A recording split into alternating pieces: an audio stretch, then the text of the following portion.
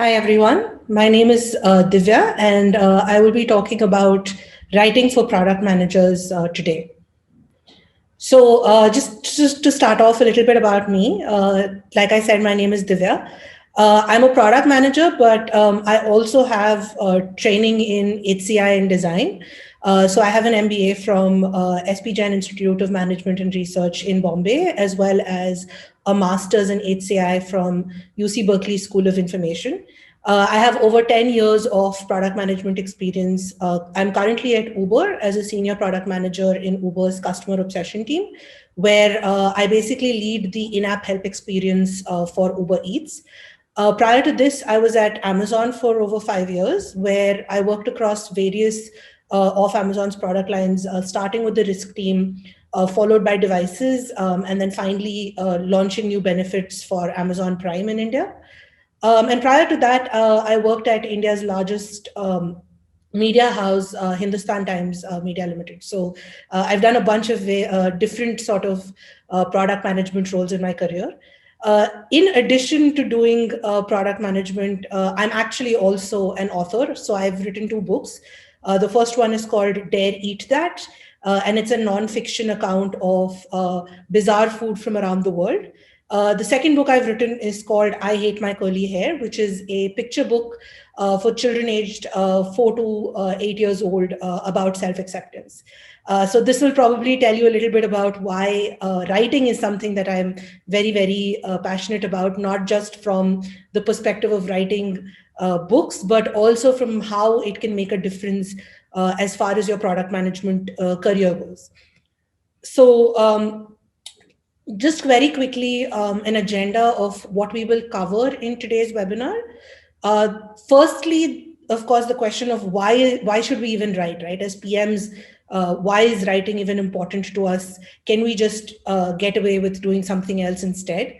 The second piece would be what are the kinds of things that PMs write, and what do each of those mean in terms of the stakeholders that we interact with?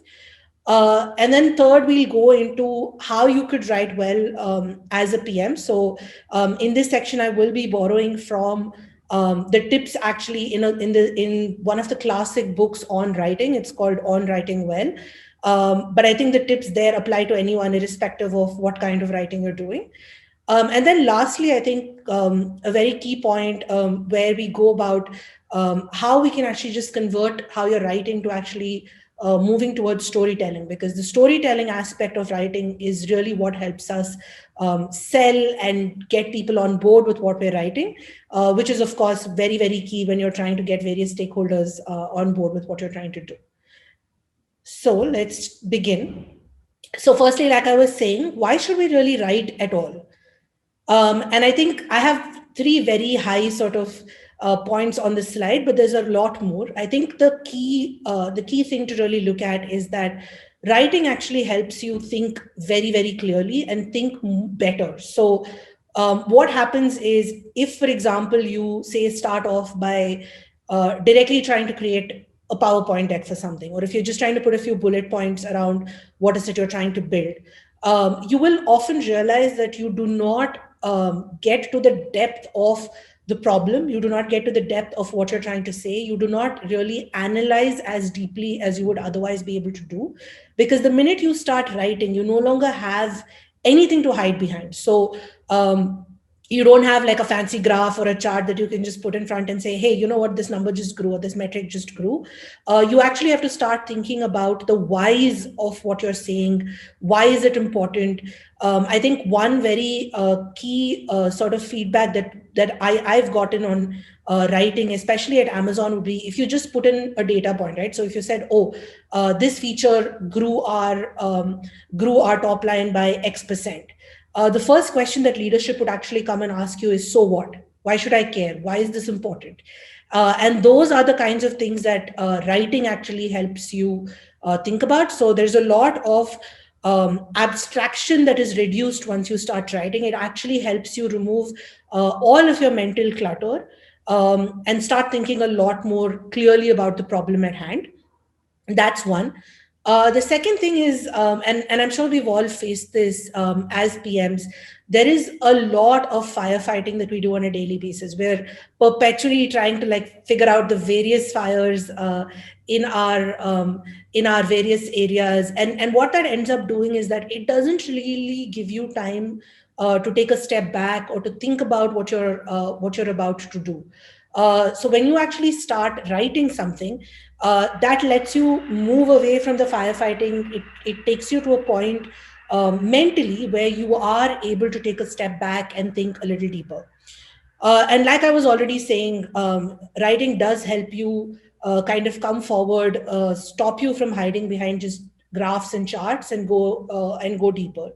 I think the combination of writing with a meeting style where you also have people take a few minutes to read what you have written before you actually start discussing actually makes meetings a lot more efficient. This is essentially the meeting style that Amazon follows, where at the start of every meeting, you're given a document and everybody actually takes a certain amount of time to read that document, jot down their thoughts and questions before jumping into the actual content itself.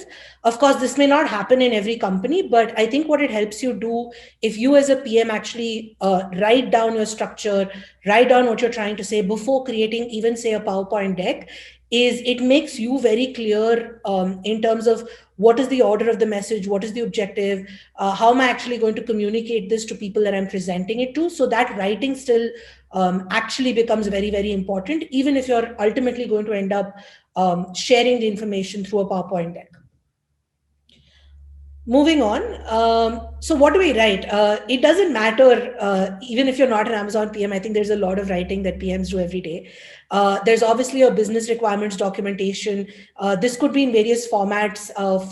It could just be a deck where you're talking about your product vision.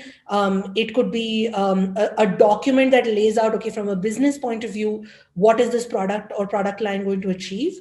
Then there's specifications. So that's your standard product requirements document, which you use for engineering or design to really understand what it is we're trying to build, why we want to build it, what are the various user stories, and so on. There's emails. And when I say emails, of course, it encompasses your regular sort of back and forth. But more importantly, from a product standpoint, you do these launch announcements.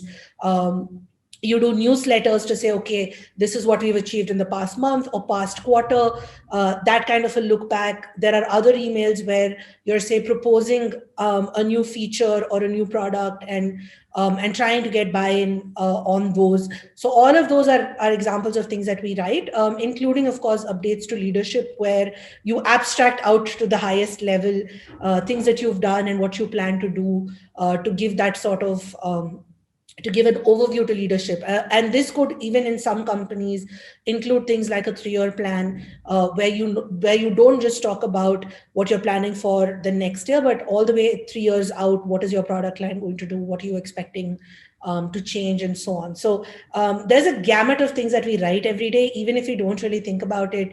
There are all of these things that we write, and various stakeholders that we need to work with and address and bring on board with our thoughts, which makes the writing even more important. So moving on to how do we actually write well? What is it that we can do to really write all of our various documents better? I think this is a quote actually from Stephen King's On Writing, also a great book on writing. While he talks a lot about his writing process, and while it kind of focuses on writing fiction, I do believe that there is a lot of advice in that book that can be applied to any kind of writing. And I've faced this a lot, not just with books I've written, but also with when I'm trying to start like a new document or a new deck for something that I'm trying to pitch. Right, that blank page or that blank slide is probably the scariest thing that you can ever see. So the scariest moment that you actually have in your writing is actually just before you start, because once you have some semblance of a draft or a structure, then you're able to see more clearly, start iterating, and so on, and that just brings the entire thing to life. So don't get freaked out when you see your blank document. Remember that this is the scariest moment, and once you actually go on from here, things just get better and easier. Okay, so coming to how you can write well. The very first tip is basically around clarity. A clear sentence is no accident. So when you look at a document where something is laid out very well, where every single sentence seems to communicate something very, very clearly to you, do remember that this is not something that just happened accidentally. How you can achieve clarity in your writing is actually a function of what you remove, and how you actually construct your sentence. So, what you really need to think about is, firstly, before you start writing, organize your thoughts. And this you can just do even in bullet points. Think through, okay, what is it that I want to say? What is the key objective? What is the context for this particular document? And then that will help you create a basic structure of what do you want to say, what's most important, what's secondary to that, what is the supporting data. And once you do that, you will have a basic structure, and you can use that to then figure out what you want to write, which brings out the clarity even more to the fore. The second piece that you need to remember is the context of your document. Please remember that your audience is going to be looking for something uh, out of this particular piece of writing that they're reading, and therefore, what is it that's most important for you to communicate with that document is also something that you need to think about. Um, and once you have that within the sentence itself, things that make your sentences clear. The first one is, it's always better to use direct verbiage, to use words like will.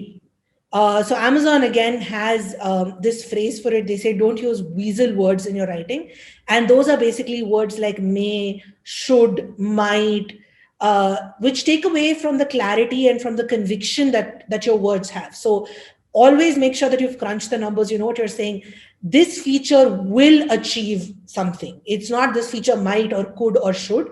This feature will. It always will, because you've done the background to be able to make that strong statement to say will.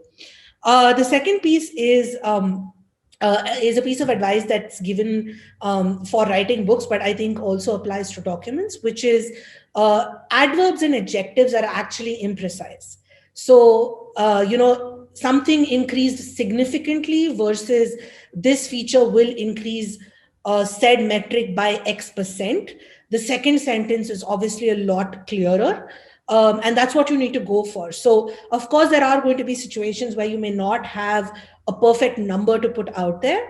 But even there, right, there's always a range. You can say X to Y%, versus saying significantly, or versus saying greatly increase, which doesn't give the same level of clarity.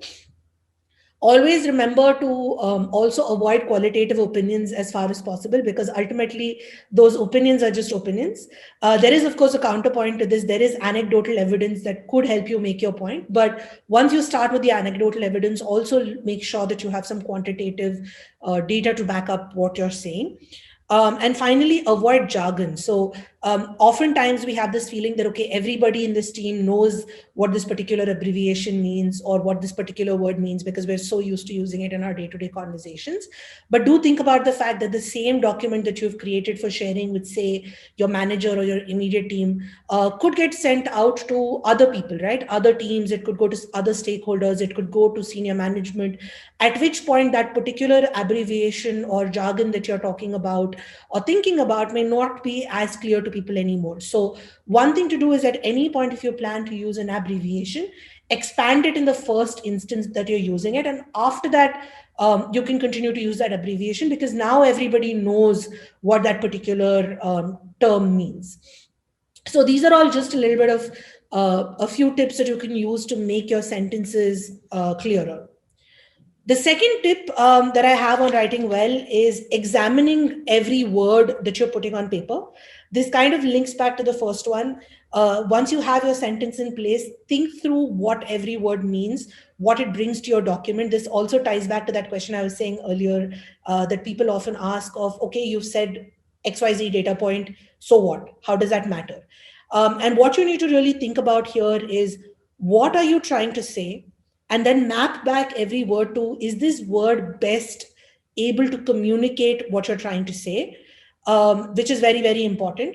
And I think one thing to also kind of watch out for when you're doing this is, don't start to over explain. So oftentimes we are so caught up in what we've thought about a product, about a feature, about a business metric that we're trying to talk about, that we end up also trying to explain in detail, oh, this will do this and this and this and this. But you need to think about, okay, for that audience, out of the five different things that this might do, what is the most important takeaway that they need to have? And therefore make sure that that's communicated succinctly and clearly, because otherwise what could happen is that in a jumble of words and over explanations, you might actually lose your audience, which is also not something that you want to do. So take an example: this feature will do X for Y. For Y audience, it could be a different kind of customer group. It will reduce your key metric by X or Y, or it'll improve key metric by X or Y based off of what that metric is. So if it's sales, you want it to improve. If it's something like cost savings, obviously you want to save that money, so it actually has to reduce. Those are the kinds of sentences that you want. And these are obviously things that matter. For everything that you launch, you will have primary metrics and secondary metrics. You need to think about at which point the primary is important to communicate, and at which point you might want to get into the secondary, and make sure that your audience is with you on what you're trying to communicate. The next very important thing, I think, is that there is no mass audience. Even if you were writing commercial fiction, which typically is meant for the masses, there never really is a mass audience. Every reader is expecting something different from what they're reading. And you really need to tailor your communication to make sure that the reader is getting what they want. So if it comes down to a document that you're writing, assuming that you're writing a PRD, which is going to be looked at by engineers or designers or your tech stakeholders, the way that you would formulate the business metrics in that document versus the way that you will formulate the same thing in a leadership update is a little different. So even if you're using one document as a base, you're ultimately going to have to do some editing when you're using the data from that particular document to communicate with various stakeholders. So it's important to understand who the reader is, and make sure that you're addressing all of their questions, because an engineering audience, for example, will ask you very different questions about your feature than a business audience will. So it's important to have all of those ready and make sure that you're communicating the right ones to the right people at the right time. It's very, very important to be objective while writing. Again, this I think is something that's hard when you're trying to talk about a new feature or a vision that you have as a product manager, because it's almost like it's your baby. So you oftentimes want to end up bringing your subjective self into it. You start saying, oh, but this is good because I think this will do this for us.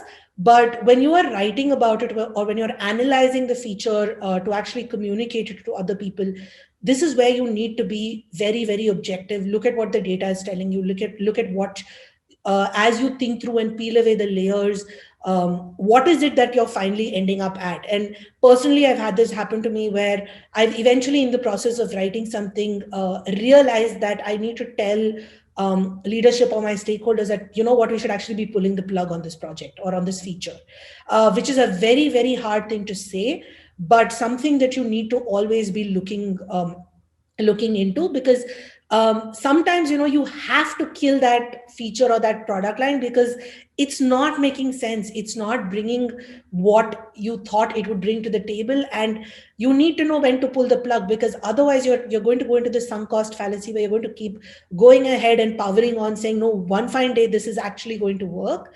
But maybe it's not going to work, and it's okay if you have enough data to support it. If you've thought through the entire thing and you have the argument to support, to say that, hey, you know what, we should not be doing this. I think it takes a lot of courage, and it's also very, very important for PMs to be able to step up and say, you know what, we should not be doing this. We should be diverting our resources to something else. And that's where keeping your subjective self away from what you're writing and being very, very objective about it really, really helps. And lastly, I think this is very important. The essence of writing is actually rewriting. So when it comes to books, this is basically where people say your first draft can be as long as you want it to be, but then you have to edit and edit brutally to bring it down to what you finally want to communicate and to bring it down to its best self. The same thing works for documents. The version one of anything that you write is not necessarily the version you should be sharing. You do need to go back, think it through, rewrite as much as possible, make sure that your sentences are clear, make sure that you're communicating what you want to communicate, and then basically share. One thing that I think is done a lot in the book writing world, which actually helps, and which I think would also help for our business communications and our documents or PowerPoints, etc., is something that which also requires a little bit of program management and planning, is always write your first draft of something, step away, go do something else, maybe for a day, maybe for a few hours if you don't have time, to clear out your mind and stop thinking about that particular thing, and then come back, because this helps you come back with a clearer mind. And then start rewriting, because every time you do this, you'll actually you'll discover that you'll think of new things, there'll be new angles that will come up, and that will help you actually refine what you've written. Of course, when it comes to business documentation, there's always deadlines, so it depends on how much time you have. The stepping away could be as simple as going and taking a walk and then coming back, but do something different, so that from a mental perspective, you kind of put in that distance between you and what you've written, which helps you, when you're rewriting, be more objective and be more brutal in terms of your editing. So these, I think, are some of the tips in terms of writing well. That these are all actually from the book on writing, which on writing well, which is a bit of a, which also gives you a little bit about the elements of style, and how to write better. And that, I think, can also translate into your business writing. It's not necessarily just something that authors need to use. Okay, we've talked a lot about writing. I think now we kind of need to move a little bit on how that writing can also help you tell a story better. Because ultimately, what you're trying to do with all of this is tell a story, sell an idea to various people, right? And as product managers, we have a bunch of stakeholders. So if you're writing a PRD, that's where you're trying to maybe sell a vision to your engineering or your design team. If you're writing a business document, again, that's where you're trying to sell your 3-year vision or your long-term plan for your product line or for your feature, as the case might be. If you're writing a brief in conjunction with marketing, or you're writing a description for marketing to use to craft communication, there again, the story that you're trying to tell has to come through very clearly, so that marketing is able to use that to craft a compelling message that goes out to end consumers. And of course, the biggest, I think, story that we all tell with our products is the story that inspires a customer to actually want to buy what you're selling. So those are various ways in which, as product managers, we're always telling stories. And that's why it's important to also make sure that with your writing, you're moving forward in terms of storytelling. So this is just a quote again. I think the most powerful person in the world is the storyteller, because the storyteller is the one that sets the vision, values, and agenda of an entire generation that is to come. And this is a Steve Jobs quote, but I think the interesting thing here is, as I talk through moving your writing towards storytelling, what I am going to use is not so much tips from Steve Jobs's business, where there's where the product that we're talking about is say Apple products, but actually from Pixar, because the greatest, I think, storytellers that we've seen are potentially in the Pixar stories and movies that we watch. So there are Pixar's rules of storytelling, many of which can be adapted to the kind of storytelling that you would be doing as a product manager. And that's what we're going to go into right now. So the very first question that you ask is around purpose, right? So why must you be the one to tell this story? And this is very, very important. This is something that you get asked a lot when you write books. You know, why are you the most qualified to write this particular book? Why couldn't anyone else write it? But bringing it back to writing, and in the product management context, The question here is, what is the purpose of the story? So think about it in this sense, right? You are selling a product, but what is the customer buying? If the customer is the hero of your story, what is this customer really trying to buy? Now, you could say, hey, I'm selling a drill, and the customer wants to drill a 1 inch hole into the wall. But the question here is, does the customer want a 1 inch drill, or do they want a 1 inch hole in the wall? What is it that they are buying? That I think is key. So when you're talking about that, you really need to think through the customer need and the want that the customer is trying to basically solve with this. So even if the customer's need is, I wanted to drill a 1 inch hole in the wall, why do they need that 1 inch hole in the wall? What is that 1 inch hole in the wall going to help them do? Is it going to help them put up a picture? Is it going to help them put up something else? Do they, and if it's not going to be a picture, if they're going to actually hang maybe a hammock, then should it be a 1 inch hole at all? Should your drill be only allowing for 1 inch, drilling a 1 inch hole, or should it be allowing for a lot more? Those are the kinds of questions that start coming up. So that's how you really identify the purpose of your story, and craft that vision using that. The second one, of course, is make me care. The me here is not you, the PM. It's basically the end audience that you're speaking to. So, for example, if you are going to give a bunch of user stories to your engineers, why should the engineers care? What is it that is in that struggle or in that story of that user that matters, that's going to make your internal stakeholders build you the best possible problem that there is? Because ultimately, right, if you come to a regular story, if people don't empathize with the story, they're just going to get bored and switch off. Here, what you really need to do is make your end users care about this particular story, so that they want to join you to build something that's going to make the user's life better. And the more that they care, the more that you're also going to get their involvement and their ideas. So you need to really present your user stories in a way that will make all stakeholders want to go an extra mile to solve that user's problem. The next question, of course, is what are the stakes? I think this is something that you always get asked again while creating a story.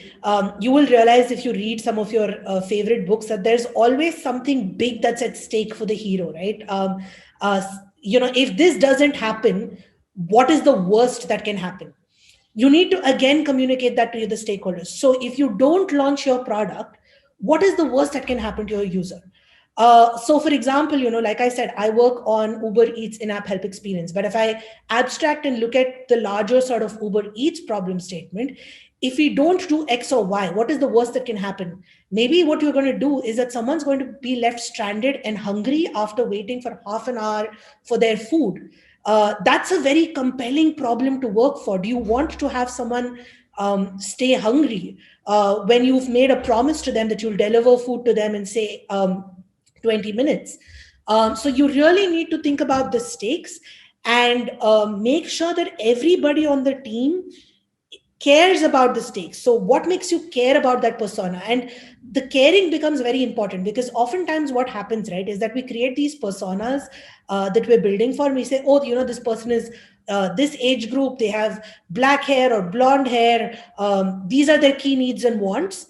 But you don't necessarily talk about, okay, what is this pain point and what is the stake if this person's pain point is not solved?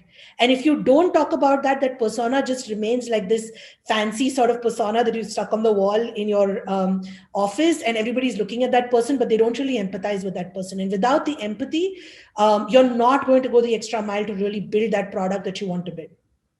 The next piece, of course, is that you need a credible storyline. Credibility actually comes from honesty.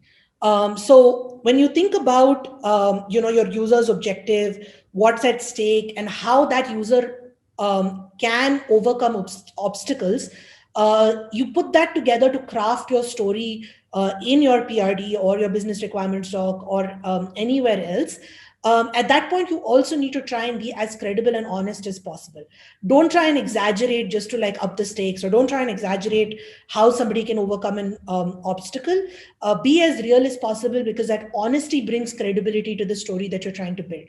And an interesting way to actually approach and create a credible storyline is through this methodology called the show, tell, show structure. So the first show basically is the first tell is basically where you as the PM are going to tell your stakeholders about the user. So understand what the user wants and what the user needs. Tell people what the user wants and what the user needs very, very clearly. Then you go to show. The showing is, how are we going to solve this problem? So that's where you bring about your vision, your designs, your flows to tell people, okay, how are we going to solve this problem? And then the last tell comes down to, why should they care? So starting with tell, what does the user want? What do they need? Show, what are we going to do? And the last one is tell, which is, why is the user going to care about what we've done? And if you use this structure for your story, you'll be able to build it very credibly, using all of the data and all of the research you've done to back up the story and your project line. The next one is, how impactful can you make this structure? And here is where you also really need to think about what is different about your product, because you are also thinking about how can we bring innovation. So you use the tell, show, tell structure, make things more impactful, be honest about it, and then you move towards actually surprising yourself. And when you surprise yourself is where you bring about the innovation in your idea. The way Pixar actually does this is they actually have a rule where they say, discard the first idea you've had, and then discard the second and the third and the fourth until you surprise yourself. From a product perspective, I think what we really need to do is dig deep into what you're proposing, to identify what is that differentiator of what you're building. So there could be 5 apps which all say are into food delivery, or 5 apps which all are say they're there to help you book a ride, or 5 apps that help you shop online. What makes yours different? What is it that's driving the differentiation in your feature or your product? That's really, really important to bring about innovation, to bring about something that's new. And as product managers, I think innovation is very, very important. So always question the status quo of how things are being done in your industry, in your product. Why do things have to work a certain way? Because that will help you identify something that will end up surprising you. And once you're surprised, that will also lead to the innovation that will help you surprise and delight your end customers. And then lastly, begin with the end in mind. From a product standpoint, the end is not so much how your story is going to end, but the story that you're saying is ultimately going to tie back to some key metric, some key result, and that ties back to some objective that you have. So always remember, okay, when I launch this feature or when I launch this product, these are the top 3 metrics and objectives that we are actually going to this is the objective and the key result that we're actually going to achieve. And every single thing that you're writing or every single thing that you're proposing should actually tie back to this. And if it doesn't tie back to it, what happens is that's where you start assessing the viability of what you're building. Is this really something you should be building? Is there a different way to do this? What's the right way to actually achieve it? So that's something you always need to keep sight of. And that's where you end up making sure that you're also building the right story, the viable story, the right product that's really going to surprise and delight your users. So this is where you actually move your writing into storytelling. And hopefully at the end of this, you're able to have built that product that gives you the right results while delighting your users. So some recommended reading, both of these books are books that I have quoted and used through this presentation. So the first one is called On Writing Well. It's the classic guide. It's called the classic guide to writing nonfiction, but I honestly think that this book is a guide to writing in general. It helps you write better. It also gives you a lot of tips around grammar and sentence structure and so on. So I don't think it should be restricted to writing nonfiction. I think it can be used for people writing fiction, and it can, of course, definitely be used for those of us who are writing for business. The second one, of course, is Stephen King's On Writing. It's his memoir, and it is, of course, told from his perspective and his approach to writing, which means it deals a lot with writing fiction.